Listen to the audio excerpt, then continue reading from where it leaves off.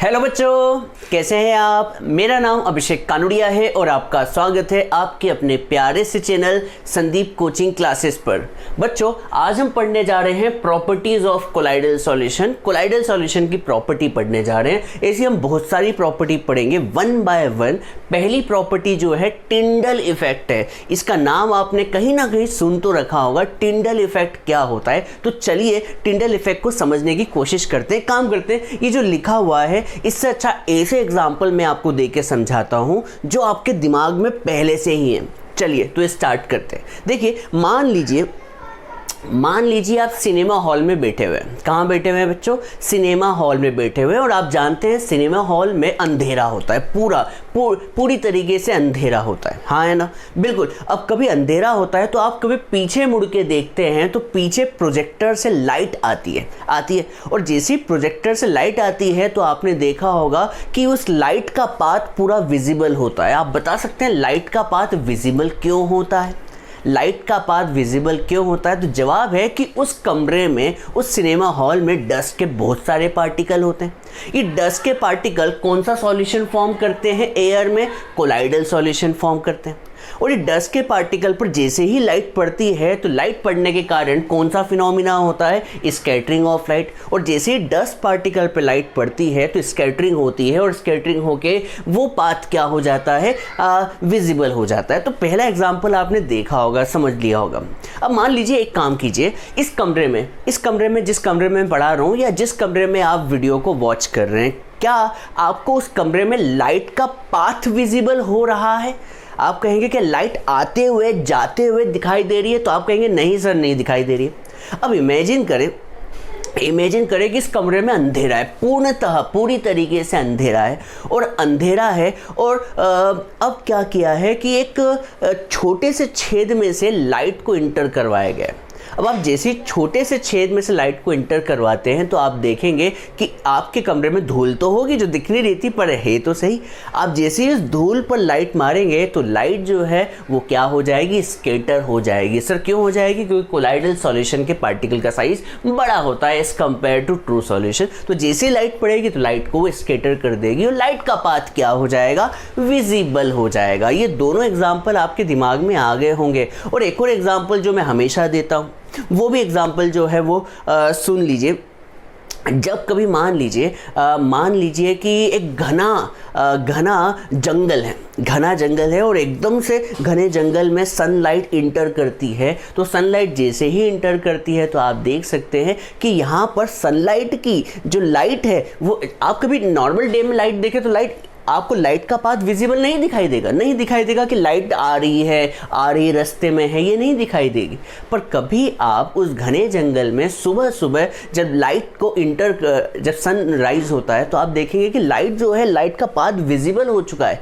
इस इफेक्ट को हम क्या कहते हैं? टिंडल इफेक्ट कहते हैं। ये टिंडल इफेक्ट सबसे पहले माइकल फैराडे ने देखा था। किसने देखा है बच्चों? माइकल फैराडे ने। और टिंडल नाम के एक साइंटिस्ट ने देखा था, इसलिए नाम क्या पड़ गया? Tyndall effect. तो चलिए यहाँ पर क्या लिखा हुआ है इसको भी थोड़ा सा देख लेते हैं। तो यहाँ पर इतना पढ़ने से अच्छा मैं आपको बता देता हूँ। चलो एक काम करते, पढ़ ही लेते हैं। होमोजीनियस सॉल्यूशन, आप जानते हैं होमोजीनियस सॉल्यूशन मतलब कौन सा सॉल्यूशन होता है? True solution. और आप जानते हैं ट्रू सॉल्यूशन के जो पार्टिकल का साइज होता है वो क्या होता है? 1 नैनोमीटर। तो आप कभी ट्रू सॉल्यूशन पर लाइट को पास करें तो आप ये देखेंगे कि इस बार लाइट का पाथ विजिबल नहीं हुआ है। तो आप कहेंगे सर क्यों नहीं हुआ है? ट्रू सॉल्यूशन में लाइट का पाथ विजिबल क्यों नहीं हुआ है? तो जवाब ये है कि इसके पार्टिकल का साइज, ट्रू सॉल्यूशन के पार्टिकल का साइज बहुत ही छोटा होता है।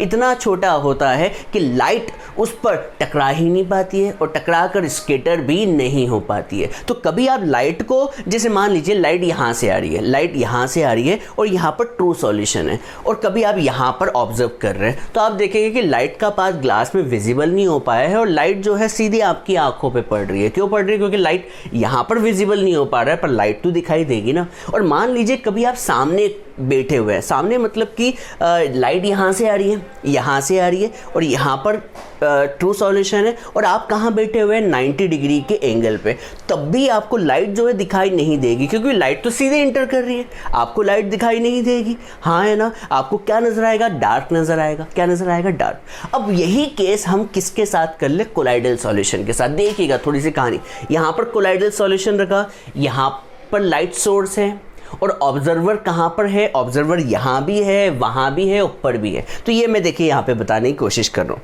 यहाँ पर देखिए लाइट सोर्स है, तो लाइट सोर्स से लाइट को क्या किया गया है, कन्वर्स किया गया है, और किस में डाला गया है, कोलाइडल सॉल्यूशन में। तो आप देखेंगे कि लाइट का पाथ विजिबल इस बार राइट एंगल पर बैठे हुए आदमी को भी हो रहा है, इधर बैठे हुए आदमी को भी हो रहा है, उधर बैठे हुए आदमी को भी हो रहा है, उधर बैठे हुए आदमी को भी हो रहा है, उधर बैठे हुए आदमी को भी हो रहा है, उधर बैठे हुए आदमी को भी हो रहा है, इधर बैठे हुए आदमी को भी हो रहा है। क्यों हो रहा है इस बार? ऐसा क्या हुआ कि पिछली बार तो ट्रू सॉल्यूशन में लाइट का पाथ विजिबल नहीं हुआ था, पर इस बार क्यों विजिबल हो गया? तो जवाब ये है कि कोलाइडल सॉल्यूशन के पार्टिकल का साइज क्या होता है, बड़ा होता है। जैसे ही लाइट इस पर पड़ती है तो लाइट यहाँ पर जो पार्टिकल है वो पार्टिकल क्या करता है, लाइट को स्कैटर कर देता है। और आप जानते हैं लाइट को स्कैटर तो हर डायरेक्शन में करेगा, तो लाइट को स्कैटर इसने कहाँ कर दिया बच्चों, ऑल डायरेक्शन में कर दिया। आप कभी माइक्रोस्कोप से देखें तो यहाँ पर आपको क्या नजर आएगा, एक ब्राइट स्टार नजर आएगा। क्या नजर आएगा बच्चों, ब्राइट स्टार। सर ये ब्राइट स्टार किसका है, ये ब्राइट स्टार बच्चों, ब्राइट स्टार में पार्टिकल तो नजर नहीं आएंगे, क्योंकि अल्ट्रा यहाँ पर जो माइक्रोस्कोप लिया गया है वो इतना भी पावरफुल नहीं है कि कोलाइडल सॉल्यूशन के पार्टिकल्स को देख ले। पर वो क्या देख रहा है, यहाँ पर देख रहा है कि एक लाइट का एक स्टार नजर आ रहा है। लाइट का स्टार मतलब लाइट आपको आते हुए दिखाई दे रही है। आप कोई माइक्रोस्कोप को यहाँ रखे, यहाँ रखे, यहाँ रखे, हर जगह से लाइट का पाथ विजिबल हो रहा है। तो यहाँ पर एक बार रीडिंग कर लेते। मैंने आपको सब कुछ समझा दिया है। देखिए क्या लिख रखा है, कभी आप ट्रू सॉल्यूशन को प्लेस करें in a dark is observe in the direction of light it appears clear. ये मैंने अभी समझाया कि कभी आप डार्क में ट्रू सॉल्यूशन को रखें और लाइट को यहाँ से पास करें और सामने से आप ऑब्जर्व करें तो आपको लाइट का पाथ विजिबल दिखाई देगा। देखिए लाइट आते हुए दिखाई देगी। पर कभी आप राइट एंगल से देखें and if it is observed a direction perpendicular to light path it appears perfectly dark। अभी मैंने आपको बताया था कभी आप ट्रू सॉल्यूशन को 90 डिग्री से देख रहे हैं तो आपको लाइट दिखाई नहीं देगी, डार्क नजर आएगा। पर वही कभी आपने strong beam of light is pass through a colloidal solution place in dark place the path of light gets illuminated. ये मैंने अभी बताया। कभी आप कोलाइडल सॉल्यूशन लेते हैं तो लाइट का पाथ क्या हो जाएगा, इल्यूमिनेटेड हो जाएगा। सर कहाँ, हर डायरेक्शन में होगा, क्योंकि लाइट क्या हो चुकी है, स्कैटर हो चुकी है। इस फिनोमिना को हम क्या कहते हैं, टिंडल इफेक्ट। और टिंडल इफेक्ट क्यों कहा गया, नाम पता चल गया, क्योंकि इसे सबसे पहले किसने ऑब्जर्व किया था, टिंडल ने। और एक और साइंटिस्ट मैंने माइकल फैराडे भी नाम लिया था, तो माइकल फैराडे ने किया था। और द इल्यूमिनेटेड पाथ, और जो पाथ दिख रहा है लाइट का, ये लाइट का जो पाथ नजर आ रहा है, ये लाइट का पाथ हर डायरेक्शन में होगा। इस लाइट के पाथ को हम क्या कहते हैं, टिंडल कोन कहते हैं। ठीक है, अब क्वेश्चन है कि टिंडल इफेक्ट क्यों होता है। तो टिंडल इफेक्ट का रीजन जो है वो है क्या, लाइट का स्कैटर होना। लाइट का क्या होना बच्चों, स्कैटर। और स्कैटरिंग ऑफ लाइट तभी पॉसिबल है जब पार्टिकल का साइज जो हो वो क्या हो, कंपेरेबल हो किसके, लाइट की वेवलेंथ के। ठीक है, यहाँ पर पार्टिकल का साइज और लाइट की वेवलेंथ क्या होनी चाहिए, एक जैसी होनी चाहिए, तभी तो लाइट टकरा पाएगी। अब देखिए सोचिए, खुद सोचिए, मान लीजिए एक बहुत बड़ा पत्थर एक डस्ट पार्टिकल पे पड़ेगा, बहुत बड़ा पत्थर डस्ट पार्टिकल पे पड़ेगा, तो क्या इस पत्थर का पाथ डिफ्लेक्ट होगा? तो आप कहेंगे नहीं होगा। ये तभी हो सकता है जब पत्थर का साइज और इसका साइज क्या हो, कंपेरेबल हो, तभी तो टकरा के इधर उधर जाएगा। नहीं तो कभी आप डस्ट के पार्टिकल की बात करें और यहाँ से पत्थर डालें तो भैया डस्ट का पार्टिकल पत्थर के पार्टिकल्स को डिफ्लेक्ट नहीं कर पाएगा। तो यहाँ पर देखिए टिंडल इफेक्ट किस वजह से होता है, scattering of light by colloidal particle. और यहाँ पर टिंडल इफेक्ट से हम किसके बीच डिस्टिंग्विश कर सकते हैं, कोलाइडल सॉल्यूशन और ट्रू सॉल्यूशन। देखिए बिल्कुल सीधी सी बात है। अब यही एक्सपेरिमेंट को दो बार करें, एक बार ट्रू सॉल्यूशन के लिए करें और एक बार कोलाइडल सॉल्यूशन के लिए। आप देखेंगे कि भैया ट्रू सॉल्यूशन के केस में माइक्रोस्कोप रख के देखा तो आपको लाइट का पाथ विजिबल नहीं दिखाई देगा। क्यों? क्योंकि स्कैटरिंग ही नहीं हुई। पर कभी आप कोलाइडल सॉल्यूशन ले तो और ऊपर से देखें तो लाइट का पाथ विजिबल होगा। क्यों? क्योंकि पार्टिकल का साइज बड़ा है। ठीक है, चलिए अब यहाँ पर टिंडल इफेक्ट के लिए दो कंडीशन बहुत ज़रूरी है, तभी टिंडल इफेक्ट हो सकता है। आप कहेंगे क्या टिंडल इफेक्ट हर जगह होता है? तो मैं कहूँगा भैया शर्त पूरी हो तो हर जगह हो जाएगा, और शर्त पूरी ना हो तो कहीं भी नहीं होगा। तो पहली शर्त क्या है कि जो डिस्पर्स फेस के पार्टिकल का जो साइज़ है वो क्या होना चाहिए, बहुत छोटा नहीं होना चाहिए। किससे? Wavelength of light use. अभी मैंने कहा था ये देखिए ये साइज़ बहुत बड़ा है, ये साइज़ बहुत बड़ा है, और यहाँ पे डिस्पर्स फेस का साइज़ क्या है, बहुत ही छोटा है। तो क्या ये लाइट के पाथ को डिफ्लेक्ट कर पाएगा, स्कैटर कर पाएगा? नहीं। इसका साइज़ कितना होना चाहिए? इसका साइज़ जो होना चाहिए इसके अप्रॉक्स, हाँ है ना, कभी बहुत ज़्यादा छोटा हो गया इस डिस्पर्स फेस का साइज़ तो यहाँ पर स्कैटरिंग नहीं हो पाएगी, टिंडल इफेक्ट शो नहीं हो पाएगा, हाँ है ना। या तो इसके साइज़ के इक्वल होना चाहिए, या फिर उसके ज़्यादा छोटा नहीं होना चाहिए। देखिए कभी बहुत ज़्यादा छोटा हो गया तो स्कैटरिंग नहीं हो पाएगी। तो यहाँ पर यही लिख रखा है, the size of disperse phase particle is not much smaller, बहुत छोटा नहीं होना चाहिए। किससे? Wavelength of light use. अब दूसरा क्या है, दूसरा पॉइंट याद करना है, the refractive indices of disperse phase और डिस्पर्स मीडियम तो आपको पता ही है। The refractive indices of disperse phase and disperse medium differ greatly in magnitude. इसका मतलब ये है कि भैया आपने पानी के अंदर गोल्ड मिला रखा है, ठीक है, गोल्ड सॉल्ट बना रखा है, तो यहाँ पर आपको बता दूं गोल्ड का रिफ्रैक्टिव इंडाइसेस और वाटर का रिफ्रैक्टिव इंडाइसेस अलग अलग होता है, बहुत ज़्यादा ही डिफरेंस होगा, और ज़्यादा डिफरेंस होगा तभी टिंडल इफेक्ट क्या होगा, शो होगा। इसका मतलब टिंडल इफेक्ट की शर्त समझ में आ गई। टिंडल इफेक्ट तभी शो होगा जब डिस्पर्स फेज और डिस्पर्स मीडियम का रिफ्रैक्टिव इंडेक्स जो होना चाहिए वो बहुत ज़्यादा डिफरेंस वाला होना चाहिए। जैसे किसी का रिफ्रैक्टिव इंडेक्स 1.1 है तो एक का कितना होना चाहिए, 1.9 होना चाहिए, इतना ज़्यादा। ऐसा नहीं कि 1.1 और इसका 1.15, तब आपको टिंडल इफेक्ट शो नहीं होगा। तो बच्चों ये समझ में आ गया। अब बच्चों यहाँ पर एक साइंटिस्ट का नाम है, वो रहने दीजिए अभी फ़िलहाल। तो एक काम करता हूँ, मैं नाम ढूंढ के बता ही देता हूँ। वो नाम जो है वो है ज़िगमॉन्डी। क्या नाम है बट्टो? ज़िगमॉन्डी। तो ये नाम वैसे इतना काम का नहीं है, पर ये बता दूं ज़िगमॉन्डी ने ये वाला एक्सपेरिमेंट किया था। इससे इसे ब्राइट स्टार नज़र आया था, और इसी साइंटिस्ट ने 1903 में ट्रू सॉल्यूशन और कोलाइडल सॉल्यूशन के बीच डिफरेंशिएट किया था on the basis of Tyndall effect. तो ये नाम बस याद रखने के लिए और कुछ नहीं है। तो जल्दी से आप इसे नोट डाउन करें। थ्योरी टॉपिक है तो जल्दी से हम इसे कंप्लीट करेंगे। फर्स्ट टॉपिक हमारा टिंडल इफेक्ट कंप्लीट हो चुका है, नोट डाउन करें।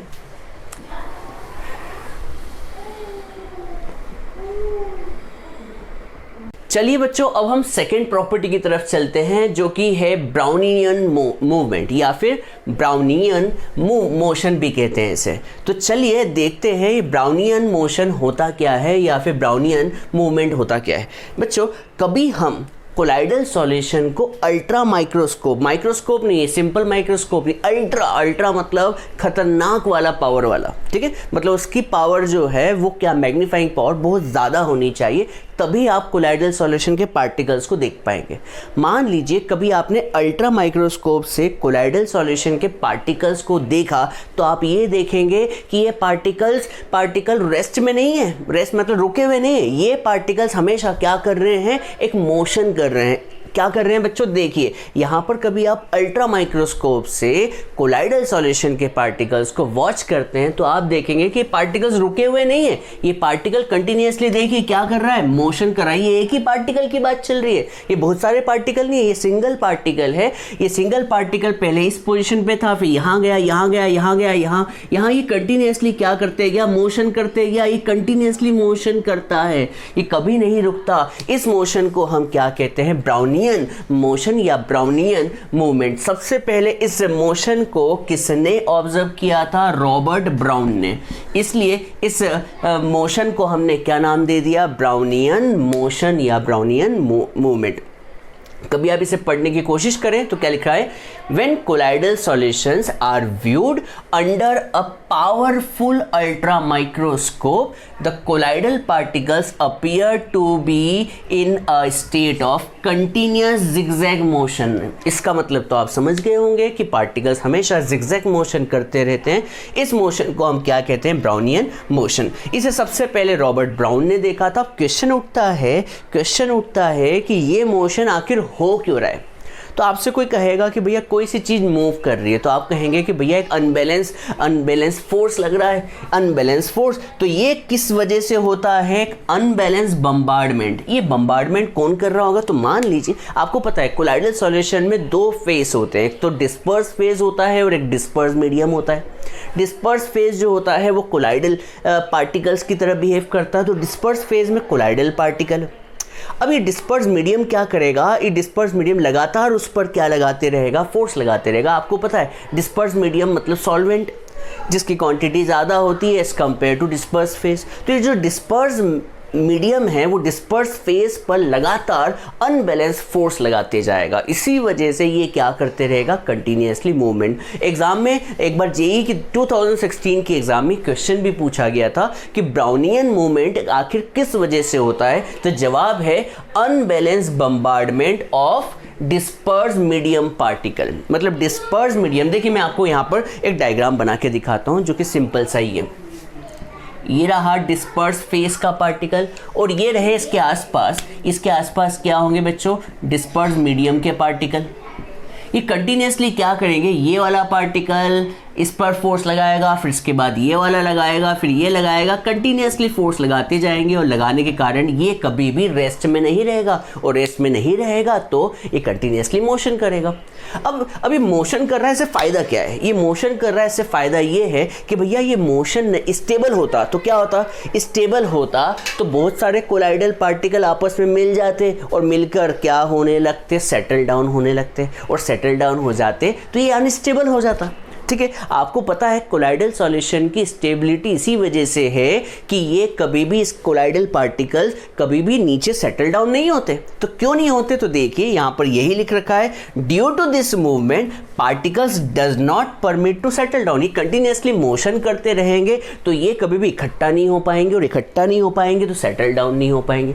तो यहाँ पे यही लिख रखा है कि इस मूवमेंट के कारण does not permit to settle down and thus is responsible for the stability of colloidal solution। Exam में ये भी पूछा जाता है कि ब्राउनियन मूवमेंट से स्टेबिलिटी का क्या रिलेशन है? तो आप कहेंगे भैया ब्राउनियन मूवमेंट ही क्या करता है? पार्टिकल्स को सेटल डाउन होने से बचाता है, और सेटल डाउन नहीं हुए तो कोलाइडल सॉल्यूशन क्या हो जाएगा? स्टेबल हो जाएगा। ठीक है, चलो अब ब्राउनियन मूवमेंट कब फास्ट होगा ये भी क्वेश्चन पूछा जाता है। तो ब्राउनियन मूवमेंट फास्ट जब होगा जब पार्टिकल का साइज छोटा होगा। सीधी सी बात है, देखिए पार्टिकल जितना छोटा होगा अनबैलेंस फोर्स उतना ही ज़्यादा होगा। पार्टिकल्स बड़ा हुआ तो ये पार्टिकल्स पर फोर्स ज़्यादा नहीं लगा पाएंगे। पार्टिकल्स को क्या होना चाहिए? छोटा होना चाहिए, और साथ के साथ क्या होनी चाहिए? विस्कोसिटी भी क्या होनी चाहिए? कम होनी चाहिए। तो सिंपल सी बात है, याद करनी होगी, विस्कोसिटी कम होनी चाहिए और पार्टिकल का साइज छोटा होना चाहिए। मैंने मूवमेंट बना के दिखाया, आप कोई बुक में देखेंगे तो ऐसा ही डायग्राम बना हुआ है। चलिए अब इसके बाद कलर पे आते हैं। अब थर्ड प्रॉपर्टी की तरफ चलते हैं, कोलाइडल सॉल्यूशन की थर्ड प्रॉपर्टी। अब बच्चों अभी थोड़ी देर पहले टिंडल इफेक्ट पढ़ाया था। क्या पढ़ाया था टिंडल इफेक्ट में? कि देखिए ये रहा कोलाइडल सॉल्यूशन। क्या है बच्चों? Colloidal solution. और कभी सामने से लाइट उस कोलाइडल सॉल्यूशन पे पड़ रही है तो क्या होगा? ये पार्टिकल्स, कोलाइडल पार्टिकल्स लाइट को क्या कर देंगे? स्कैटर कर देंगे। किस डायरेक्शन में? हर डायरेक्शन में। हाँ है ना, हर डायरेक्शन में स्कैटर कर देंगे। और कभी आप सामने बैठे हुए हैं तो आपको लाइट का पाथ विजिबल हो जाएगा। अब लाइट का कुछ ना कुछ तो क्या होता है? कलर होता है कि नहीं होता है? तो यहाँ पर कलर की बात चल रही है कि भैया the colour of colloidal solution, जो कलर आपको दिख रहा है वो किस पर डिपेंड करेगा? कौन सी लाइट की वेवलेंथ क्या हुई है? स्कैटर हुई है। कौन सी लाइट की वेवलेंथ स्कैटर हुई है? मान लीजिए कभी लाइट की वेवलेंथ जो है वो ज़्यादा है तो आपको लाल कलर दिखाई देगा, लाइट की वेवलेंथ कम है तो यहाँ पर आपको क्या नज़र आएगा? पर्पल नज़र आएगा, वॉयलेट नज़र आएगा। ये बात आपको समझ में आनी चाहिए, दिमाग में बैठनी चाहिए। देखिए मैं फिर से समझाता हूँ, यहाँ पर एक डायग्राम से बनाने की कोशिश करता हूँ। आपको याद होगा अभी मैंने एक छोटा सा डायग्राम बनाया था, ये डायग्राम आपके दिमाग में अभी भी होना चाहिए। ये वाला, यहाँ से लाइट गई, लाइट जाने के बाद किसके अंदर गई थी बच्चों? Colloidal particle. अब यहाँ पर देखिए लाइट क्या हो रही है? स्कैटर हो रही है। ये लाइट स्कैटर हो रही है, तो लाइट की कौन सी वेवलेंथ स्कैटर हुई है, लाइट की कौन सी वेवलेंथ स्कैटर हुई है और आपकी आंखों पे पहुंची है, उस पर डिपेंड करेगा कि कौन सा कलर नज़र आ रहा है। मैं एग्जांपल दे के समझाऊंगा अभी थोड़ी देर बाद, पहले ये समझ लीजिए। The color of colloidal solution depends on the wavelength of light scattered by dispersed particle। मतलब dispersed particle ने कौन सी वेवलेंथ ऑफ लाइट क्या की है, स्कैटर की है। इसका मतलब ये हुआ कि मतलब कभी व्यूअर मतलब ऑब्जर्वर अलग अलग डायरेक्शन में बैठा हुआ हो तो क्या उसे एक ही कोलाइडल सॉल्यूशन अलग अलग कलर का दिखाई देगा? तो जवाब है यस यस यस। बच्चों आपको बता दूं, कभी यहाँ पर मान लीजिए आप एक ऑब्जर्वर है, एक ऑब्जर्वर यहाँ बैठा हुआ है, एक ऑब्जर्वर यहाँ बैठा हुआ है, एक ऑब्जर्वर ऊपर बैठा हुआ है, और कभी यहाँ से लाइट डाली गई तो हो सकता है कि आपको कोलाइडल सॉल्यूशन का कलर अलग दिखाई दे, उसे अलग दिखाई दे, इसे अलग दिखाई दे, इसे अलग दिखाई दे। मैं एक एग्जांपल देके बताता हूँ। देखिए, कभी आप दूध और पानी का, मिल्क और पानी का कोलाइडल सॉल्यूशन बनाएं, मिल्क और पानी का कोलाइडल सॉल्यूशन बनाएं, ठीक है। और कभी आपने लाइट यहाँ से फेंकी, लाइट आपने एक काम करते हैं, यहाँ पे बात करते हैं, ठीक है। यहाँ पर कोलाइडल सॉल्यूशन ले लिया मेरे पास, ये देखिए एक काम करते हैं, ये रहा कोलाइडल सॉल्यूशन, ये रहा कोलाइडल सॉल्यूशन इसके अंदर रखा हुआ है, और लाइट सोर्स यहाँ पे रखा हुआ है दूध और पानी का, ठीक है। दिख रहा होगा बच्चों, दूध और पानी का कोलाइडल सॉल्यूशन इसमें रखा हुआ है, और लाइट इस जगह से इंटर कर रही है, ठीक है। तो यहाँ पर स्कैटरिंग होगी। अब स्कैटरिंग तो हर डायरेक्शन में होगी।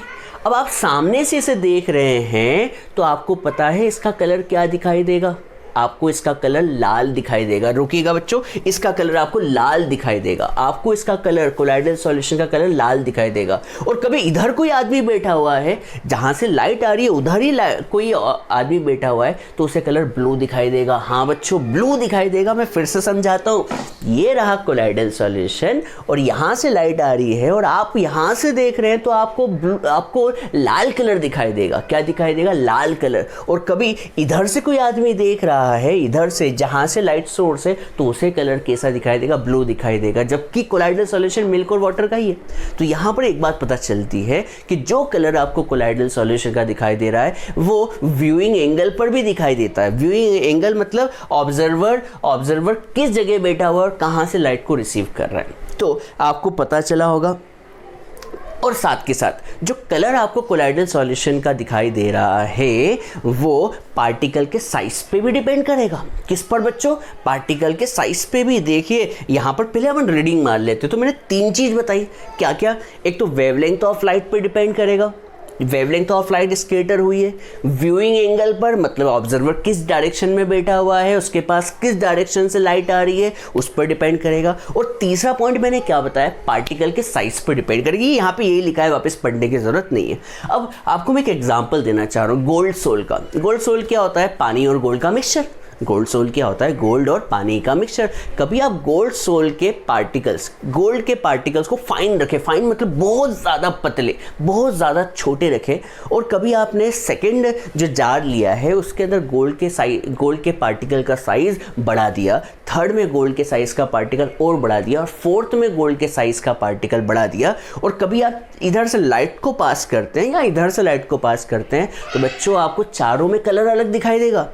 आपको पता है गोल्ड और पानी का मिक्सचर पार्टिकल्स, गोल्ड के पार्टिकल्स के साइज की वजह से अलग अलग दिखाई देगा। तो सबसे पहले आपको बता दूं, कभी आपने गोल्ड के पार्टिकल का साइज बहुत ही छोटा लिया हुआ है तो आपको कलर रेड नजर आएगा। क्या नजर आएगा? रेड। फिर इसके बाद कभी बड़ा साइज का पार्टिकल है तो पर्पल नजर आएगा, फिर इसके बाद मेझे पर्पल नजर आएगा, उसके बाद ब्लू नजर आएगा, फिर इसके बाद गोल्ड नजर आएगा। याद रखिएगा बच्चों, याद रखना है। रेड कब नजर आ रहा है? गोल्ड सोल का कलर कब नजर आ रहा है? जब गोल्ड के पार्टिकल बहुत छोटे हैं।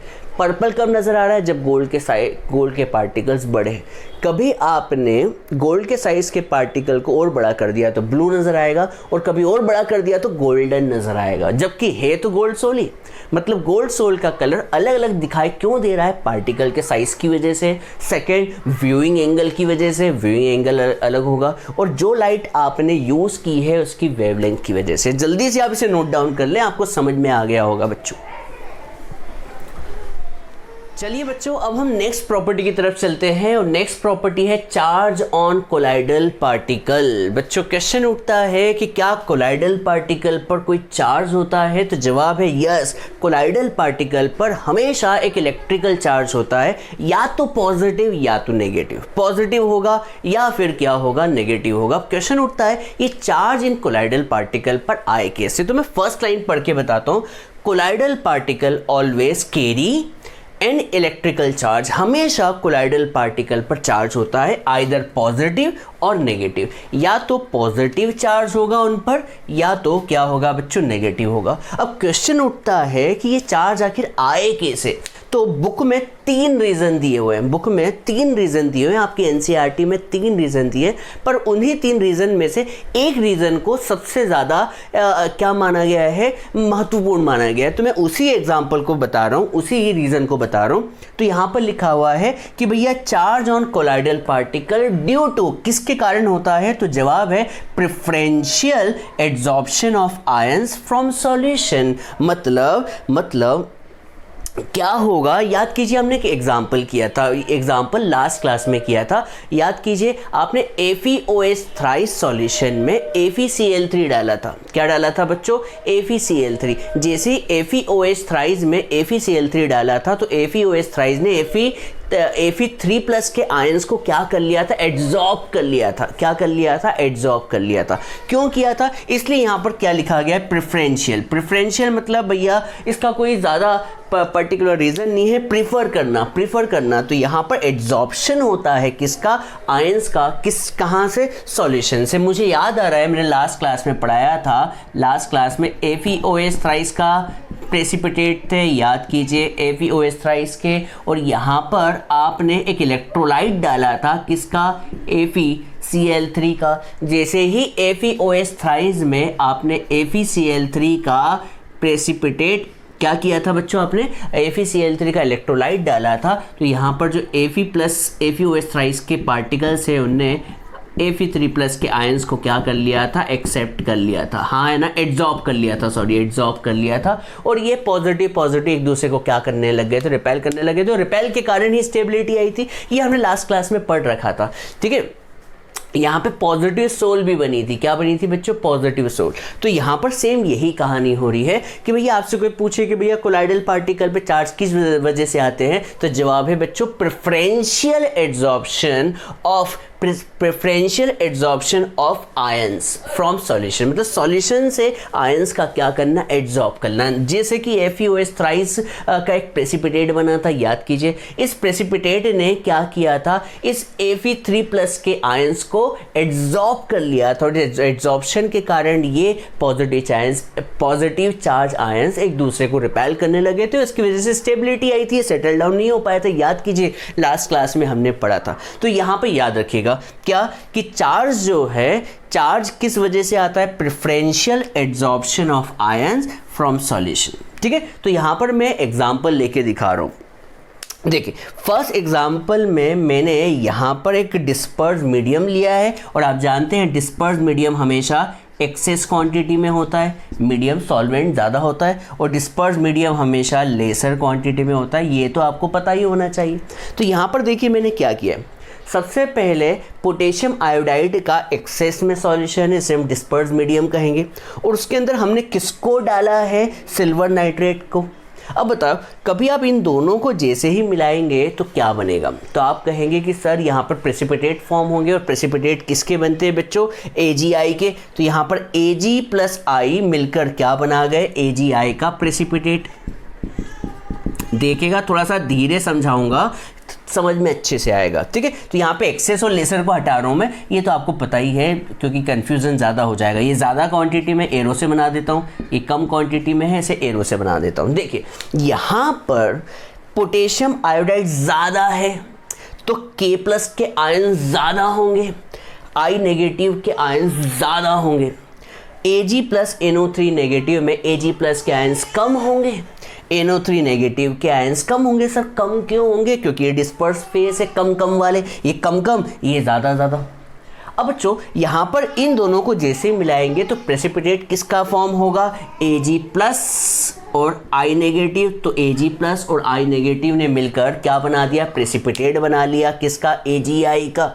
यहाँ पर Ag प्लस क्या था, लेस क्वांटिटी में था, I नेगेटिव क्या था, एक्सेस क्वांटिटी में था। अब ये प्रेसिपिटेट फॉर्म कर दिया। अभी मैंने याद कीजिए, अब ये प्रेसिपिटेट जैसे ही फॉर्म होता है तो फिर क्या होगा, प्रेफरेंशियल एड्सॉर्प्शन होगा, प्रेफरेंशियल एड्सॉर्प्शन ऑफ आयंस। तो बता सकते हैं AgI किसका एड्सॉर्प्शन करेगा, तो आप कहेंगे कि AgI जो है वो किसका एड्सॉर्प्शन करेगा, I नेगेटिव का।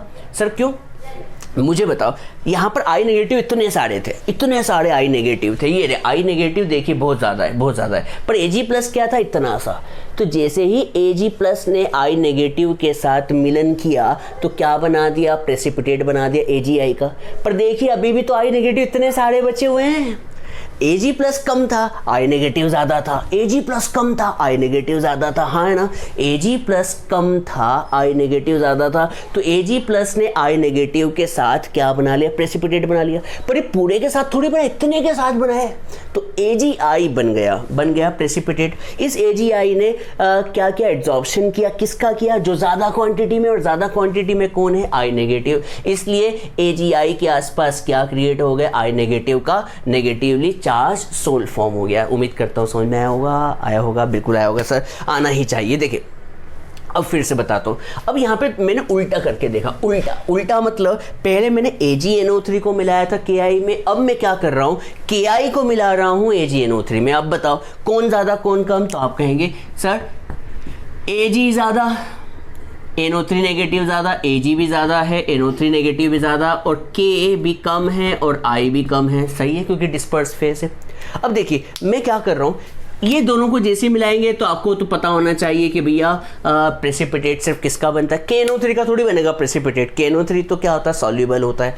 AgI का क्या बनेगा, प्रेसिपिटेट फॉर्म होगा, तो AgI का क्या फॉर्म हुआ, प्रेसिपिटेट हो गया, बन गया। अब ध्यान से सुनिएगा, इस बार उल्टा क्या हो रहा है। देखिए Ag प्लस ज़्यादा है, Ag प्लस ज़्यादा है, देखिए Ag प्लस ज़्यादा है, और I नेगेटिव क्या है, कम है।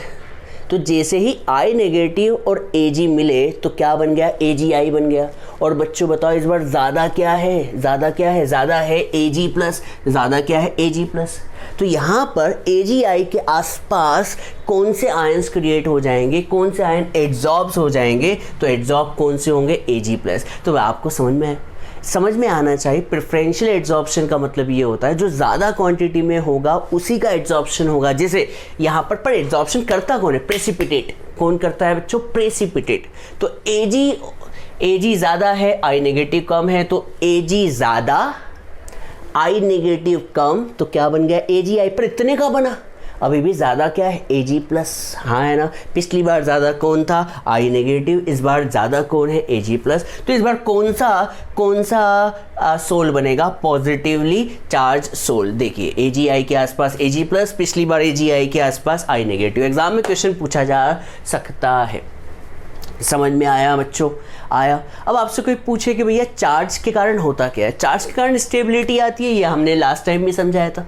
अभी चार्ज होंगे, ये चार्ज यहाँ पे चार्ज इसके आसपास होंगे, तो ये चार्ज के कारण ये एक दूसरे को क्या करेंगे, रिपेल करेंगे, और रिपल्शन के कारण ये सेटल डाउन होने से बच जाएंगे, और सेटल डाउन नहीं हुआ तो भैया स्टेबिलिटी आएगी। ठीक है, क्योंकि सेटल डाउन हो गए तो कोलाइडल सॉल्यूशन ही रहेगा ना, तो इसलिए स्टेबिलिटी का बहुत बड़ा फंडा है। ठीक है, अब चलिए नई चीज़ पढ़ते हैं। कदम समझ में आ गया बच्चों, यहाँ पर एड्सॉर्प्शन की वजह से ही चार्ज आ रहे हैं, ज़्यादा जो होगा वो उसकी वजह से आपको ये समझ में आना चाहिए। अब आगे पढ़ते हैं हेल्महोल्ट्ज़ इलेक्ट्रिकल डबल लेयर। अब आपको भी मैंने बताया कि भैया कोलाइडल पार्टिकल्स क्या करता है, आयंस को एड्सॉर्ब कर लेता है। मान लो इस कोलाइडल पार्टिकल ने किसको एड्सॉर्ब किया हुआ है, पॉजिटिव चार्ज को। सही है, तो ये कौन सा सोल है, पॉजिटिव चार्ज सोल, हाँ है ना। ये मान लीजिए पॉजिटिव चार्ज सोल है। अब इस सॉल्यूशन में नेगेटिव चार्ज भी होंगे कि नहीं होंगे, जैसे नेगेटिव चार्ज किसके होंगे, NO3 नेगेटिव के होंगे कि नहीं होंगे, ये भी तो ज़्यादा क्वांटिटी में। तो बच्चों क्या होगा, ये जो NO3 नेगेटिव चार्ज है ये क्या हो जाएंगे, इस पॉजिटिव चार्ज से अट्रैक्ट हो जाएंगे, होंगे कि नहीं होंगे। देखिए मैं यहाँ पे बनाने की कोशिश करता हूँ। तो NO3 नेगेटिव से क्या हो जाएंगे बच्चों, अट्रैक्ट हो जाएंगे। NO3 नेगेटिव लिखा हुआ है, किससे बच्चों? NO3 नेगेटिव, उम्मीद करता हूँ दिख रहा है। इसी से समझाने की कोशिश करता हूँ। देखिए अभी AgI का कोलाइडल पार्टिकल था, इसने किसको एब्जॉर्ब किया था? पॉजिटिव चार्ज को। अब यहाँ पर नेगेटिव चार्ज भी तो एक्सेस में है, तो ये पॉजिटिव द्वारा अट्रैक्ट कौन होगा? नेगेटिव चार्ज भी अट्रैक्ट होगा। तो यही चीज़ कहानी समझाई गई है। ये कोलाइडल पार्टिकल था AgI का, इस पर पॉजिटिव चार्ज क्या हुए थे? एब्जॉर्ब हुए थे। अब नेगेटिव चार्ज भी तो सॉल्यूशन में होंगे सर, किसके? NO3 नेगेटिव के। तो यहाँ पर देखिए, यहाँ पर ये जो लेयर है फिक्स लेयर है। फिक्स लेयर क्यों है? क्योंकि इसने इसे एब्जॉर्ब कर रखा है। क्या कर रखा है? एब्जॉर्ब कर रखा है। और ये जो लेयर होगी वो क्या होगी? Movable layer. क्या होगी बच्चों? Movable layer. पर मूवेबल लेयर किसकी होगी? काउंटर आयंस की। काउंटर मतलब कभी यहाँ प्लस है तो यहाँ पर नेगेटिव होगा, और कभी यहाँ नेगेटिव है तो यहाँ पर प्लस होगा। मैं यहाँ भी समझा के बताता हूँ। देखिए यहाँ पे AgI कोलाइडल पार्टिकल था जो प्रेसिपिटेट था शुरू में, तो पर I नेगेटिव बन गया। क्या बन गया बच्चों?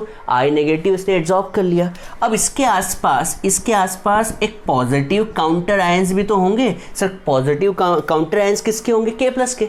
Ag+ नहीं बच्चों, तो स्मॉल क्वांटिटी में था ना, ज़्यादा क्वांटिटी में तो K+ है। तो यहाँ पर K+ के क्या होंगे? काउंटर आयंस जो होंगे वो अट्रैक्ट हो जाएंगे। और हमने ये देखा है कि ये वाली जो लेयर होती है वो क्या होती है? मूवेबल होती है। और अंदर वाली लेयर जो होती है वो क्या होती है? फिक्स होती है। तो यहाँ पर देखिए डबल लेयर बन गई चार्ज की। Double layer, single layer, double layer, double layer बन गई। इस डबल लेयर चार्ज को क्या कहते हैं? Helmholtz electrical double layer. मैं इसकी डेफिनेशन नहीं लिखवा रहा हूँ पर आपको समझ में आ गया होगा। तो यहाँ पे 2 लेयर की वजह से क्या बन गया? डबल लेयर बन गई। और इसे हेल्महोल्ट्ज़ क्यों कहा जाता है? साइंटिस्ट के नाम है, साइंटिस्ट अपना नाम क्यों रखते हैं तो आपको पता ही है। तो हेल्महोल्ट्ज़ इलेक्ट्रिकल डबल लेयर। अब कहानी समझ में आ गई होगी। जीटा पोटेंशियल क्या होता है? अब देखिए यहाँ पर पॉजिटिव आयंस है, यहाँ पर नेगेटिव आयंस है। तो इस पॉजिटिव और इस नेगेटिव की वजह से एक क्या क्रिएट हो जाएगा बच्चों? Potential difference. होगा कि नहीं होगा?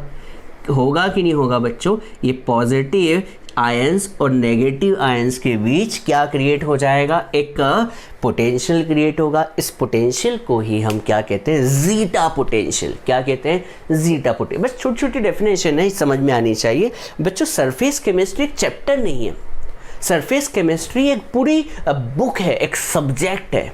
हम उसका सिर्फ छोटा छोटा पार्ट पढ़ रहे हैं, उसको हम डिटेल में पढ़ने की कोशिश करें तो जीटा पोटेंशियल अपने आप में एक बहुत बड़ी कहानी है। हेल्महोल्ट्ज़ डबल लेयर अपने आप में एक बहुत बड़ी कहानी। तो हम सिर्फ इतना ही पढ़ रहे हैं जितना आपका NCERT में दिया। नहीं तो ये एक सब्जेक्ट है। जैसे फिजिक्स केमिस्ट्री मैथ्स एक सब्जेक्ट होता है, वैसे ही सरफेस केमिस्ट्री भी एक सब्जेक्ट होगा, एक ब्रांच होती है जिसे हम पूरा लाइफ टाइम पढ़ सकते हैं, पूरी लाइफ टाइम पढ़ सकते हैं। तो बच्चों समझ में आया? जीटा पोटेंशियल क्या होता है? The potential difference developed between fix layer of ions and movable layer of ions is called zeta potential. ठीक है बच्चों, आपको हेल्महोल्ट्ज़ डबल लेयर समझ में आया, ये कहानी समझ में आई AgI और इसकी, और ये नेगेटिव क्यों आए ये भी समझ में आ गया होगा। तो आपको ये कहानी समझ में आनी चाहिए। चलिए तो जल्दी से इसे नोट डाउन करें। हम लास्ट टॉपिक की तरफ चल रहे हैं, कोलाइडल सॉल्यूशन के। जल्दी से नोट डाउन करें।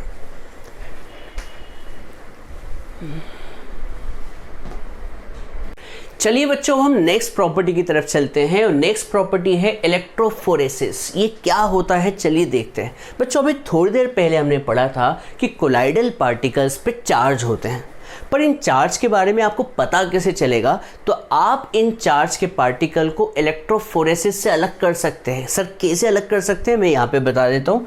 The existence of charge on colloidal particle is confirmed by electrophoresis experiment। मतलब इलेक्ट्रोफोरेसिस एक्सपेरिमेंट आपको कंफर्म करवाता है कि कोलाइडल पार्टिकल पे चार्ज होता है, या तो पॉजिटिव चार्ज होता है या नेगेटिव। कैसे हम पता करेंगे? तो बच्चों यहाँ पर इलेक्ट्रोफोरेसिस प्रोसेस के बारे में बता रखा है कि the movement of colloidal particles under in electric potential is called electrophoresis. मतलब कोलाइडल पार्टिकल के जो चार्ज है, चार्ज को मूव करवाना इलेक्ट्रिक फील्ड अप्लाई करने पर, इसे क्या कहते हैं? इलेक्ट्रोफोरेसिस कहते हैं। ठीक है, तो बच्चों पॉजिटिव चार्ज किसकी तरफ मूव करेंगे? पॉजिटिव चार्ज मूव होंगे तो किसकी तरफ होंगे? कैथोड की तरफ। वाइल नेगेटिव चार्ज किसकी तरफ मूव करेंगे बच्चों? एनोड की तरफ। चलिए देखते हैं। मैंने इलेक्ट्रोफोरेसिस का एक्सपेरिमेंट यहाँ पर मतलब यहाँ पर डायग्राम बना के रखा हुआ है जो आपको दिख रहा होगा। यहाँ पर आपको एक यूट्यूब दिख रही होगी, ये यूट्यूब है, और इस यूट्यूब पर यहाँ पर आपने क्या लगा रखा है, इलेक्ट्रोड लगा रखा है। ये प्लेटिनम का प्लेट है, प्लेटिनम का इलेक्ट्रोड लगा रखा है ना, ये प्लेटिनम का इलेक्ट्रोड है और प्लेटिनम के इलेक्ट्रोड से वायर कनेक्ट कर दिया गया है जो कि पॉजिटिव है, और ये वाला जो है नेगेटिव। बैटरी के टर्मिनल है पॉजिटिव और नेगेटिव है, और यहाँ पर आपने कोलाइडल सॉल्यूशन डाल दिया है, और कोलाइडल सॉल्यूशन को हमने मान लिया है कि वो पॉजिटिवली चार्ज है। अरे ज़रूरी नहीं कि वो पॉजिटिव हो, नेगेटिव भी हो सकता है, पर अभी हमने दिखाने के लिए पॉजिटिवली चार्ज कोलाइडल पार्टिकल का सॉल्यूशन डाल रखा है। अब बच्चों जैसे ही आप इलेक्ट्रिसिटी ऑन करेंगे, स्विच ऑन करेंगे, पोटेंशियल अप्लाई करेंगे, तो बताओ पॉजिटिव चार्ज किसकी तरफ मूव होने लगेंगे, किसकी तरफ मूव होने लगेंगे, किसकी तरफ, कैथोड की तरफ, हाँ है ना, नेगेटिव की तरफ। तो यहाँ पर क्या होगा, इस प्लेट पर ये पॉजिटिव चार्ज आयंस जो हैं वो क्या होने लगेंगे, इकट्ठा होने लगेंगे, और आप ये देखेंगे कि यहाँ पर जो लेवल था, इनिशियल लेवल लिक्विड का, वो क्या होने लगा, कम होने लगा, और इधर लेवल क्या होने लगा, बढ़ने लगा। तो आप समझ जाएंगे कि भैया इस तरफ लेवल बढ़ रहा है। जैसे देखिए सीधी सी बात है, कभी आप यूट्यूब में पानी भरे और आप इसे बैलेंस अवस्था में रख दें तो आप देखेंगे पानी इक्वल रहेगा, है ना, दोनों लेवल पे इक्वल रहेगा। पर आपको पता चले कि यार भैया इक्विलिब्रियम की स्टेज पर आपने स्विच ऑन किया और इधर पानी बढ़ गया और इधर पानी कम है, तो आप सोचेंगे कि इधर कोई चीज़ मूव करी होगी, इधर कोई चीज़ मूव की होगी। तो बताओ इधर ऐसी कौन सी चीज़ मूव की होगी, तो आपके दिमाग में आएगा कि भैया ये कैथोड नेगेटिव है, तो नेगेटिव वाला हिस्सा बढ़ रहा है, मतलब यहाँ से कोई पॉजिटिव चीज़ चल के जा रही है। पॉजिटिव चीज़ तभी चल सकती है जब यहाँ पर कोलाइडल पार्टिकल पॉजिटिवली चार्ज हो। मान लो हम एक और एक्सपेरिमेंट ले जिसमें ऐसा करें, यूट्यूब में कोलाइडल सॉल्यूशन डाल दें, दोनों का लेवल इतना, ये प्लस है और ये माइनस है, मतलब ये कैथोड है, ये वाला क्या है, एनोड है। और आप देखेंगे कि एनोड पर जैसे स्विच ऑन किया और ये वाला साइज़ बढ़ गया और ये साइज़ कम है, तो आप कहेंगे प्लस पर कौन सी चीज़ आई होगी, प्लस पर नेगेटिव चीज़ आई होगी, मतलब कोलाइडल सॉल्यूशन जो होगा वो नेगेटिव चार्ज होगा। ठीक है, अभी फिलहाल पॉजिटिव है इसलिए नेगेटिव की तरफ बढ़ रहा है। तो बच्चों इलेक्ट्रोफोरेसिस एक्सपेरिमेंट से हम कंफर्म करवा सकते हैं कि कोलाइडल सॉल्यूशन पे कौन सा चार्ज है, पॉजिटिव चार्ज है या नेगेटिव चार्ज है। अब मान लीजिए, चलो इमेजिन करो, मान लो कि कभी आपने यूट्यूब में कोलाइडल सॉल्यूशन लिया और आपने इलेक्ट्रिक फील्ड अप्लाई की और आपने देखा कि भैया ना तो इधर का लेवल बढ़ रहा है ना इधर का लेवल बढ़ रहा है, तो आप कहेंगे कि भैया कोई चीज़ अट्रैक्ट ही नहीं हुई होगी, ना तो प्लस अट्रैक्ट हुआ होगा या ना तो माइनस अट्रैक्ट हुआ होगा, ना पॉजिटिव आयंस अट्रैक्ट हुए होंगे ना नेगेटिव आयंस। इसका मतलब कोलाइडल सॉल्यूशन जो है उस पर कोई चार्ज नहीं होता है। पर ऐसा नहीं हुआ। क्या हुआ, हमने ये देखा कि कोलाइडल सॉल्यूशन में एक तरफ यूट्यूब का हिस्सा बढ़ गया, एक तरफ कम हो गया। इसका मतलब कोई चीज़ उधर जाके क्या हुई है, अट्रैक्ट हुई है। इससे प्रूव होता है कि कोलाइडल सॉल्यूशन पर कोई चार्ज होता है। ठीक है, तो यहाँ पर मैंने समझा रखा है। अब इलेक्ट्रो ऑस्मोसिस क्या है ये ज़्यादा डिटेल में नहीं है, इसका डायग्राम भी नहीं बना रहे हम, ना बुक में है। बच्चों बताओ यहाँ पर अभी हमने किसको मूव करवाया, कोलाइडल पार्टिकल को पॉजिटिवली चार्ज। पर कभी हम ऐसी तरकीब अपना ले कि इस बार हम कोलाइडल पार्टिकल्स को मूव ना करवाते हुए किसको मूव करवाए, डिस्पर्जन मीडियम को मूव करवा दे। तो इस प्रोसेस को हम क्या कहते हैं, इलेक्ट्रो ऑस्मोसिस। नहीं आया समझ में? देखिए यहाँ पर इलेक्ट्रोफोरेसिस में कौन मूव करता है, फोरेसिस का मतलब यहाँ पे फो का मतलब फेस, डिस्पर्जन फेज मूव करता है। यहाँ पर इलेक्ट्रो ऑस्मोसिस में डिस्पर्जन मीडियम मूव करता है। कौन बच्चों, डिस्पर्जन मीडियम मूव करता है।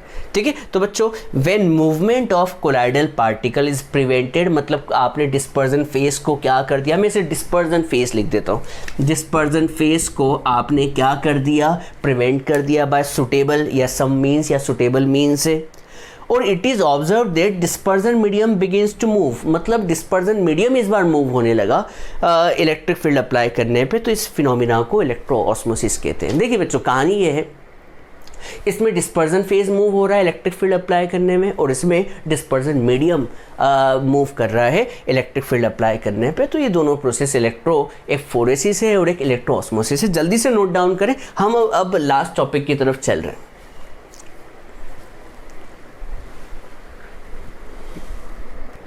चलिए बच्चों, अब हम पढ़ते हैं व्हाट इज कोएगुलेशन या प्रेसिपिटेशन। आप ये तो जानते होंगे प्रेसिपिटेट क्या होता है, प्रेसिपिटेशन क्या होता है। बच्चों, कोलाइडल पार्टिकल, आप जानते हैं कोलाइडल सॉल्यूशन एक स्टेबल सॉल्यूशन होता है, हाँ है ना। इसके पार्टिकल्स कभी सेटल डाउन नहीं होते हैं, पर कभी हम कुछ ऐसी चीज़ कर दें जिसकी वजह से कोलाइडल पार्टिकल क्या होने लग जाए, सेटल डाउन होने लग जाए, तो ऐसी प्रोसेस को हम क्या कहेंगे, कोएगुलेशन या प्रेसिपिटेशन। डेफिनेशन बहुत ही सिंपल है, the process of settling of colloidal particle. Colloidal particle तो हमेशा रैंडम मोशन में होते हैं, ब्राउनियन मोशन में होते हैं, ठीक है, पर कभी आप इन्हें क्या कर दें, नीचे सेटल डाउन कर दें, तो इस प्रोसेस को हम क्या कहेंगे, प्रेसिपिटेशन या कोएगुलेशन। अब बच्चों, कोएगुलेशन हम कितने तरीके से कर सकते हैं, आप एनसीईआरटी में देखेंगे तो इनका एनसीईआरटी में डिटेल में समझाया गया है, पर यहाँ पर मैं डिटेल में नहीं समझा रहा हूँ, यहाँ पे बस नाम से समझा रहा हूँ। तो बच्चों, कोएगुलेशन करने के लिए सबसे पहली मेथड है इलेक्ट्रोफोरेसिस। इलेक्ट्रोफोरेसिस मेथड अभी हमने लास्ट टॉपिक में समझी। इलेक्ट्रोफोरेसिस में होता क्या था, देखिए, कोलाइडल सॉल्यूशन होता था, ठीक है, कोलाइडल सॉल्यूशन यूट्यूब में भरा होता था, हाँ या ना। मान लो कभी पॉजिटिव चार्ज सोल है, तो पॉजिटिव चार्ज सोल किसकी तरफ अट्रैक्ट हो रही थी, माइनस मतलब कैथोड की तरफ। तो देखिए क्या होगा, कभी हम यहाँ पर इलेक्ट्रिक फील्ड की पावर को बढ़ा दें तो पॉजिटिव सोल जो पॉजिटिव कोलाइडल पार्टिकल जो है वो क्या होंगे, यूट्यूब से फ्लो होने लगेंगे, प्लस इस किसकी तरफ फ्लो होने लगेगा, माइनस की तरफ, कैथोड की तरफ। और क्या होगा, सारे प्लस जो हैं वो क्या हो जाएंगे, मूव होने लगेंगे। तो कोलाइडल सॉल्यूशन प्लस सारे के सारे आपने एक जगह इकट्ठा कर लिए कि नहीं कर लिए, तो यहाँ पर आपने प्रेसिपिटेट फॉर्म कर ली, प्लस इकट्ठे हो गए तो ये प्रेसिपिटेट हो गया। अब तो ये कोलाइडल सॉल्यूशन अनस्टेबल हो गया है ना भाई, अब कोलाइडल सॉल्यूशन रहा ही नहीं, क्योंकि प्लस को आपने क्या कर लिया, खींच लिया, किसकी तरफ, माइनस की तरफ। तो कहीं ना कहीं आपने प्रेसिपिटेशन कर दिया। उम्मीद करता हूँ समझ में आ गया होगा। चलिए, बुक में बहुत अच्छे से समझाया हुआ है, पर मैंने भी अच्छा समझा है कि प्लस जो है क्या किसकी तरफ मूव होने लगे, माइनस की तरफ। तो सारे जो प्लस है वो एक जगह इकट्ठा हो जाएंगे, ठीक है। अब सेकेंड प्रोसेस क्या है, सेकेंड हम कोएगुलेशन कैसे कर सकते हैं, प्रेसिपिटेशन कैसे कर सकते हैं। तो दूसरा तरीका ये है कि by mixing two oppositely charge sol. सीधी सी बात है, मान लीजिए कोलाइडल सॉल्यूशन है पॉजिटिव चार्ज का, हाँ है ना, और मान लीजिए एक और कोलाइडल सॉल्यूशन है नेगेटिव चार्ज का, ये भी स्टेबल है, अब क्या किया हमने, इस पॉजिटिव चार्ज कोलाइडल सॉल्यूशन में किसको डाल दिया, नेगेटिव चार्ज कोलाइडल सॉल्यूशन को। अब पॉजिटिव चार्ज कोलाइडल सॉल्यूशन और नेगेटिव चार्ज कोलाइडल सॉल्यूशन क्या करेगा, एक दूसरे को न्यूट्रल कर देगा, और न्यूट्रल करके पार्टिकल्स क्या हो जाएंगे, न्यूट्रलाइज होंगे, और धीरे धीरे क्या होने लगेंगे, सेटल डाउन, और सेटल डाउन होके क्या फॉर्म करेगा, प्रेसिपिटेशन। सीधी सी बात, प्लस में माइनस मिला दिया तो सेटल डाउन होना ही है। चलिए, अब थर्ड प्रोसेस क्या है, बाय बॉइलिंग। देखिए, आप जानते हैं चार्ज पार्टिकल, कोलाइडल पार्टिकल जो होते हैं वो सॉल्यूशन में से आयंस को क्या कर लेते हैं, एब्जॉर्ब कर लेते हैं। तो या तो वो पॉजिटिव चार्ज होते हैं या फिर नेगेटिव चार्ज होते हैं, हाँ है ना। तो ये पॉजिटिव बना कैसे, हमने लास्ट टॉपिक में पढ़ा था। पॉजिटिव बने कैसे, जैसे अभी थोड़ी देर पहले मैंने बताया था कि जो AgI था, याद कीजिए, AgI ने एक बार किसको अट्रैक्ट किया था। एक मिनट रुकिएगा बच्चों,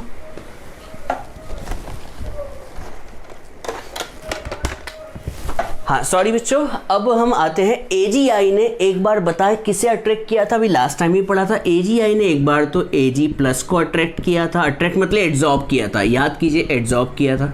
AgI ने एक बार Ag+ को एड्जॉर्ब किया था, और एक बार बताइए AgI ने किसको एड्जॉर्ब किया था, तो आप कहेंगे कि सर AgI ने एक बार K+ को भी K+AgI, और एक I नेगेटिव था, किसे एड्जॉर्ब किया था, I नेगेटिव को। याद है बच्चों, थोड़ी देर पहले ही बताया था, I नेगेटिव को एड्जॉर्ब करवाया था।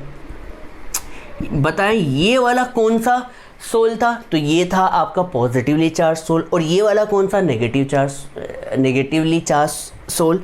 अब मैं आपसे पूछना चाह रहा हूँ कि ये I नेगेटिव ये क्या हुए, तो AgI ने I नेगेटिव को एड्जॉर्ब किया था, AgI ने Ag+ को एड्जॉर्ब किया था।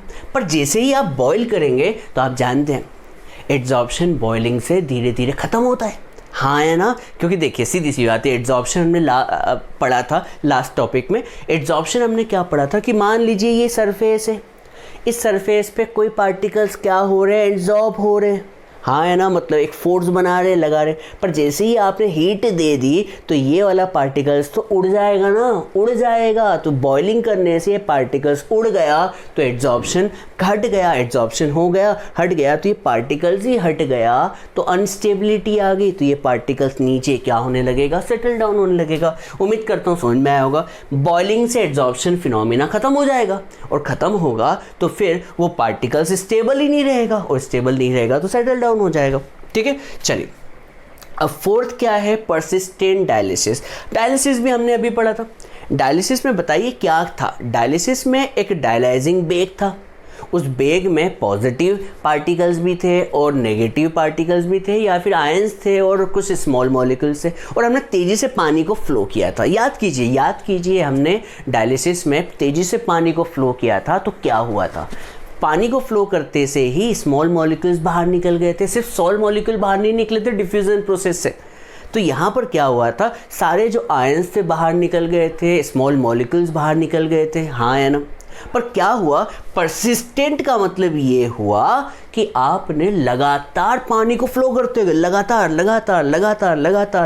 1 घंटे 2 घंटे 3 घंटे 4 घंटे, तो क्या होंगे, सारे मॉलिक्यूल्स बाहर निकल जाएंगे, सारे आयंस बाहर निकल जाएंगे। तो अब ये जो कोलाइडल पार्टिकल है कोलाइडल रेंज में आ ही नहीं पाएगा। हाँ है ना, और ये क्या हो जाएगा, अनस्टेबल हो जाएगा, जिससे ये पार्टिकल, सोल के पार्टिकल्स नीचे क्या होने लगेंगे, सेटल डाउन होने लगेंगे। परसिस्टेंट का मतलब आप डायलिसिस लगातार करते रहें, जैसे कि कभी आप ब्लड की डायलिसिस करें, जिसे डायलिसिस करवाने जाते हैं लोग जिनकी किडनी ख़राब हो जाती है। कभी डायलिसिस 1 घंटे की होती है, मान लीजिए नॉर्मली 1 घंटे की होती है, और कभी आप 10 घंटे तक लगातार करवाते रहे। नहीं भैया 10 घंटे में खून ज़्यादा ही प्यूरीफाई हो जाएगा, तो जवाब है कि भैया ब्लड प्यूरीफाई नहीं होगा, ब्लड तो क्या हो जाएगा, उसके पार्टिकल नीचे सेटल डाउन हो जाएंगे, प्रेसिपिटेट फॉर्म कर लेगा। क्यों, क्योंकि आपने डायलिसिस को लगातार करते ही गए, जिससे सोल पार्टिकल्स क्या हो गए, सेटल डाउन हो गए। चलिए अब इसके बाद क्या है, बाय एडिशन ऑफ इलेक्ट्रोलाइट। अब एडिशन ऑफ इलेक्ट्रोलाइट का मतलब ये, मान लीजिए इस डायग्राम को मैं ये बने ही रहने देते हैं, चलिए हटा देते हैं, चलिए हटा देते हैं, जितनी जगह है उसमें बताता हूँ। देखिए मान लीजिए कंटेनर है, इस कंटेनर में कोलाइडल सॉल्यूशन रखा हुआ है, किसका, मान लो पॉजिटिव का, किसका बच्चों, पॉजिटिव का, पॉजिटिवली चार्ज सोल है। और मान लीजिए आपने एक इलेक्ट्रोलाइट मिलाया, क्या मिलाया बच्चों, इलेक्ट्रोलाइट। सर किसका इलेक्ट्रोलाइट मिलाया, आपने एक इलेक्ट्रोलाइट मिलाया, किसका, मान लीजिए NaCl का, किसका मिलाया बच्चों, Na+Cl, ये इलेक्ट्रोलाइट है। जैसे ही आप एक इलेक्ट्रोलाइट मिलाते हैं पॉजिटिव में, तो क्या होगा, ये जो पॉजिटिव है इस नेगेटिव द्वारा अट्रैक्ट हो जाएंगे। और कभी आपने इस इलेक्ट्रोलाइट को एक्सेस क्वांटिटी में मिला दिया तो ये पॉजिटिव जो होंगे इस नेगेटिव से क्या हो जाएंगे, न्यूट्रलाइज हो जाएंगे। और न्यूट्रलाइज होने के बाद ये क्या होने लगेंगे, सेटल डाउन होने लगेंगे। तो आप कहेंगे कि सर इन दोनों में क्या अंतर है, तो आप कहेंगे कि सर इसमें अंतर यह है कि इसमें पॉजिटिवली चार्ज था तो आपने नेगेटिव चार्ज को मिलाया, पर इलेक्ट्रोलाइसिस में या इलेक्ट्रोलाइट्स मिलाने पर आपने सिर्फ नेगेटिव को नहीं मिलाया, नेगेटिवली चार्ज सोल को नहीं मिलाया, आपने तो एक इलेक्ट्रोलाइट को मिलाया है। इलेक्ट्रोलाइट तो प्लस और माइनस दोनों से मिलके बनेंगे। देखिए एक मिनट मैं क्लियर करता हूँ। इसके अंदर क्या हुआ था, इस वाली प्रोसेस में इसमें पॉजिटिवली चार्ज सोल था और एक में नेगेटिवली चार्ज सोल था, और दोनों को आपस में क्या कर दिया था, आपने मिला दिया था। पर यहाँ पर ऐसा नहीं हो रहा है, यहाँ पर ये पॉजिटिवली चार्ज सोल है और उसमें मिला किसको रहे, एक्सेस इलेक्ट्रोलाइट को। तो यहाँ पे प्लस के द्वारा कौन अट्रैक्ट होगा, इस माइनस। तो इसके कारण ये क्या हो जाएंगे, अट्रैक्ट होंगे, न्यूट्रलाइज होंगे, सेटल डाउन होंगे। ये जो आपने नेगेटिवली चार्ज मिलाया है इसे हम क्या कहते हैं, कोएगुलेटिंग आयन। क्या कहते हैं बच्चों, कोएगुलेटिंग आयन। मतलब पॉजिटिवली चार्ज सोल के लिए Cl- क्या होगा, कोएगुलेटिंग आयन। और कभी आपने नेगेटिवली चार्ज सोल मिलाया, नेगेटिवली चार्ज सोल होता और आपने इलेक्ट्रोलाइट मिलाया होता, कौन सा, Na+Cl-, तो इस बार Na+ क्या होता, कोएगुलेटिंग आयन होता। क्या होता बच्चों, कोएगुलेटिंग आयन। तो कोएगुलेटिंग आयन क्या होगा, Na+ भी हो सकता है और Cl माइनस भी हो सकता है। पॉजिटिव के लिए Cl माइनस कोएगुलेटिंग आयन होगा और नेगेटिवली चार्ज सोल के लिए Na प्लस क्या होगा, कोएगुलेटिंग आयन होगा। तो बच्चों डेफिनेशन पढ़ते चले, the ions responsible for neutralisation of charge on the particles is called coagulating ion. याद रहेगा बच्चों कोएगुलेटिंग आयन क्या होगा। चलिए तो आपको एक बात मैंने समझा दी, क्या समझाई बच्चों, कोएगुलेशन क्या होता है, ऐसी प्रोसेस जिसमें हम कोलाइडल पार्टिकल्स को क्या करवा दें, सेटल डाउन। अब कैसे करवा सकते हैं, तो पहला तो इलेक्ट्रोफोरेसिस से सारे चार्ज को इकट्ठा कर लिया, प्रेसिपिटेट बन गए, इकट्ठा एक जगह इकट्ठा हो गए तो प्रेसिपिटेट बन गए। दूसरा क्या कि भैया पॉजिटिवली चार्ज सोल में नेगेटिवली चार्ज सोल को क्या कर दिया, मिला दिया, तो पॉजिटिव नेगेटिव के कारण क्या होगा, न्यूट्रलाइजेशन। तीसरा बॉइलिंग से ऐसा क्या होगा, बॉइलिंग से आप एड्जॉर्प्शन फिनोमिना को ख़त्म कर देंगे, एड्जॉर्प्शन नहीं होगा तो यहाँ पर पॉजिटिवली चार्ज और नेगेटिवली चार्ज सोल ही नहीं बन पाएंगे। चौथा क्या है कि आपने डायलिसिस कम नहीं, 1 घंटे की नहीं, आपने लगातार करते रहे, इतनी करते रहे कि भैया जो सोल पार्टिकल है वो सेटल डाउन हो गए। और लास्ट टॉपिक जो है, आपने इलेक्ट्रोलाइट्स को मिलाया। किसको मिलाया बच्चों, इलेक्ट्रोलाइट्स को। पर जैसे इलेक्ट्रोलाइट को मिलाया तो यहाँ पर पॉजिटिवली चार्ज सोल में नेगेटिवली चार्ज जो होगा वो न्यूट्रलाइज करेगा, तो इसे कहेंगे कोएगुलेटिंग आयन। यहाँ पे नेगेटिवली चार्ज सोल में पॉजिटिव को मिला रहे हैं तो इसे कहेंगे कोएगुलेटिंग आयन। ठीक है, चलिए खत्म। अब बच्चों अब हम पढ़ रहे हैं हार्डी स्कूल्स रूल। क्या रूल है ये, हार्डी स्कूल्स रूल ये कहता है कि भैया कोएगुलेटिंग या फिर फ्लक्चुलेटिंग आयन, कोएगुलेटिंग आयन अभी पढ़ा है मैंने, इसे फ्लक्चुलेटिंग आयन भी कहते हैं। कोएगुलेटिंग आयंस की वैलेंसी जितनी ज़्यादा होगी उसकी प्रेसिपिटेट फॉर्म करने की पावर भी उतनी ज़्यादा होगी। नहीं आया, मैं बताता हूँ। Greater the valency of coagulating ion, coagulating ion की वैलेंसी जितनी ज़्यादा होगी the greater is its power to cause precipitation. मतलब इसकी जो आपने इलेक्ट्रोलाइट मिलाया है कभी उसकी वैलेंसी जितनी ज़्यादा होगी उसकी प्रेसिपिटेट फॉर्म करने की पावर भी उतनी ज़्यादा होगी। जैसे कभी मैं एक एग्जांपल लूँ, मान लो यहाँ पर एक नेगेटिवली चार्ज सोल है, in the coagulating of negative sol, यहाँ पर नेगेटिवली चार्ज सोल है। अब आप यहाँ पर ऐसी चीज़ मिलाए जिसकी वैलेंसी ज़्यादा है। अब आप बताएं Al+3 Ba+2 और Na+, आप बताएं वैलेंसी किसकी ज़्यादा है, तो आप कहेंगे इसकी वैलेंसी कितनी है, इसकी वैलेंसी है 3, इसकी वैलेंसी कितनी है 3, इसकी वैलेंसी कितनी है 2 और इसकी वैलेंसी कितनी है 1। तो ये क्या कहता है, जिसकी वैलेंसी जितनी ज़्यादा, जिस कोएगुलेटिंग आयन की वैलेंसी जितनी ज़्यादा वो क्या करेगा, कोएगुलेशन या प्रेसिपिटेट फॉर्म उतनी पावर से करेगा। तो जिसकी वैलेंसी ज़्यादा होगी, वैलेंसी किसकी ज़्यादा है, +3 वाले की, तो इसकी कोएगुलेटिंग पावर भी क्या होगी, ज़्यादा। इसकी वैलेंसी 2 है तो इसकी कोएगुलेटिंग पावर इससे तो कम होगी पर इससे क्या होगी, ज़्यादा होगी। आया कि नहीं आया बच्चों समझ में। चलिए अब ये लास्ट वाला देखते हैं। In the coagulation of positive sol, कभी आप पॉजिटिव सोल का कोएगुलेशन कर रहे हैं, मैं यहाँ पे डायग्राम से समझाता हूँ, पिछली बार नहीं समझाया। मान लो यहाँ पर क्या है, एक पॉजिटिव सोल है, क्या है बच्चों, ये पॉजिटिव सोल है। अब आपको इसे क्या करवाना है, प्रेसिपिटेट फॉर्म करवाना है, प्रेसिपिटेशन करवाना है, कोएगुलेशन करवाना है, तो आपको क्या करना होगा, इलेक्ट्रोलाइट मिलाना होगा, हाँ है ना। अब आप यहाँ पर जो इलेक्ट्रोलाइट मिला रहे हैं, उस पर प्लस चार्ज होगा और क्या होगा, माइनस होगा। अब बच्चों बताओ, प्लस को न्यूट्रल करवाने के लिए आपको किसकी ज़रूरत होगी, इस वाले की, नेगेटिव की। इस नेगेटिव वाले को क्या कहेंगे, कोएगुलेटिंग आयन।